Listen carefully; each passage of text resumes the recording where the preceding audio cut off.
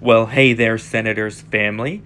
Chief Mac back here. Wanted to go ahead and offer you guys a few highlights from our last war. You'll see we didn't do so hot this time, but can't win them all. There were some great 3 stars that I wanted to go over, some attack strategies I think we could all implement. So first up, we got Richard here. You guys remember his Electron Queen Charge minor attack? Well, we're going to go ahead and witness that greatness again.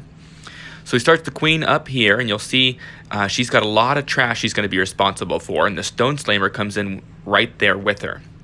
The Stone Slammer is going to do a couple things. Obviously, it's bringing in that Electron, but in combination with the king there, it's going to funnel the queen down south around the base. You'll see he waits on the clone, so that he definitely clones that Electro Dragon and gets the CC taken care of. And look at this right here. Look at how much of the base is gone. The miners aren't even started. And he's at what is this percentage now? You just keep watching that go up and up.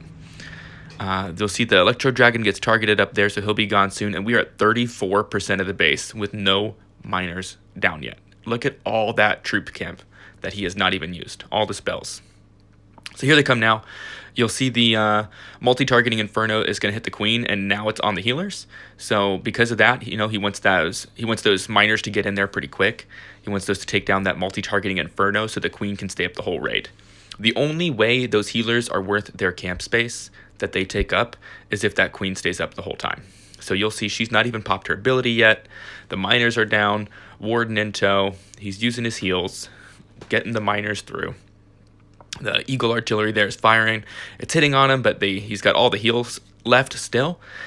And he's just got no problems. You kind of wish that he had something a little bit better to clean up some of the trash on the south side, because his miners got kind of split up there.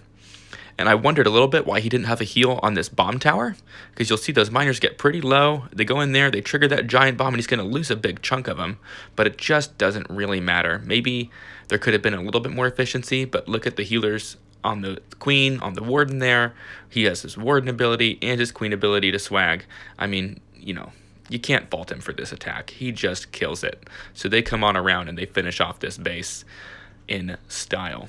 That is such an interesting attack, and watching Richard make it work is really, really cool. The way that he dissects the base so that the miners have that nice thin padding. It's definitely something we can all try to implement for all of our attacks. So next up here is Tony.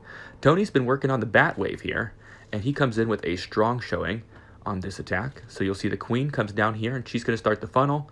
The king's going to make sure that she goes the right way, because he really wants to grab that air defense, at least one of them there. He can't quite reach the other one with the queen.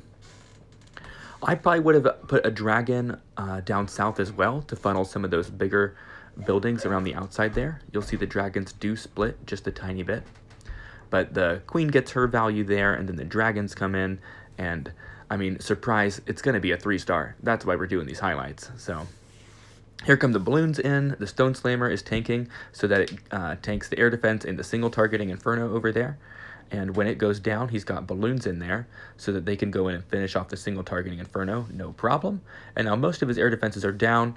The bats come in from behind, and he's got a couple of wizard towers back there that he's going to have to use those freezes on. What makes this a bat wave rather than like a bat bomb or just like the drag bat we're used to is the number of freezes. He opts for extra freezes in places of his rage there. And he misses the value on them just a little bit, but sometimes those bats just don't quite carry as far as you think they're going to. He was saving them for that back end wizard tower there. But this is a, halfway through Town Hall 11, and the defenses left just aren't enough for his dragons. I mean, how many dragons? Can you guys count them? I think he's got 7 dragons left right now, with a third of the base left over. I mean, there's just too much power here. There's no way that he's going to be able to not 3-star this base. So they grab the corner building there, and now here come the dragons through the end. We're 4-timesing it as we do the cleanup speed. It's awesome to see Tony work on new attacks. They're always pretty well thought out, so definitely keep an eye on what he's doing with his accounts. 4 dragons left there at the end. That was cake. Made it look easy. All right, I think I got one more I want to show you from Josh. Or if you're in Congress, his account is called Already Gone, I believe. Here he goes. So Josh is employing another Electron type attack, but he utilizes the blimp. The blimp flies straight towards the town hall, and you'll see it's on the outside there. So it gives you a lot of different opportunity for pathing than what you might usually see, and it lets you get deeper in the base than what the Stone Slammer does. So we'll see how he uses it here. He starts out with the minions, which is awesome. The minions are just such great value for what you get. So the Electro Dragon goes in. His clones are down already. If the clones are down first, they're going to grab those balloons every time. And the balloons get out there. They take a ton of defenses out. The Electro Dragon gets the Queen, gets the CC there. Or did it pull the CC?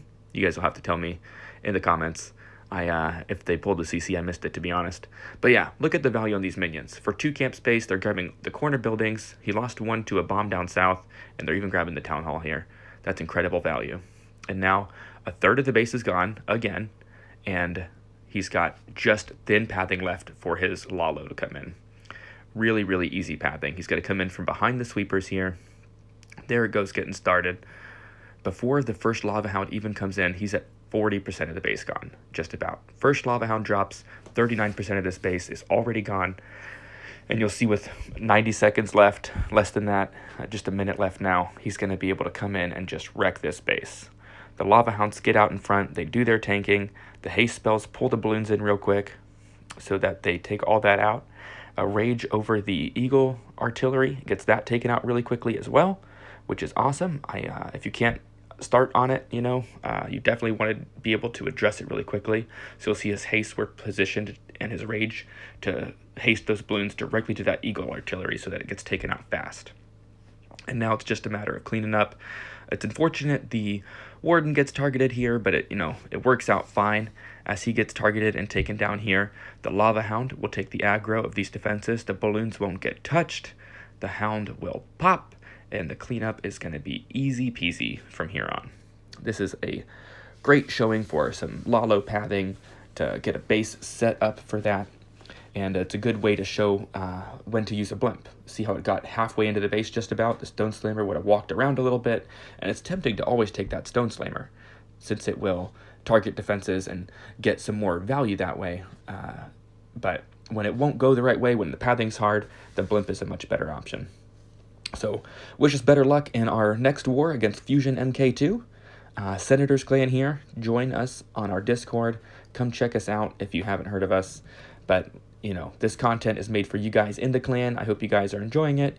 Hope you guys learn some new attacks here. And I'll see you next time on Clash Bros.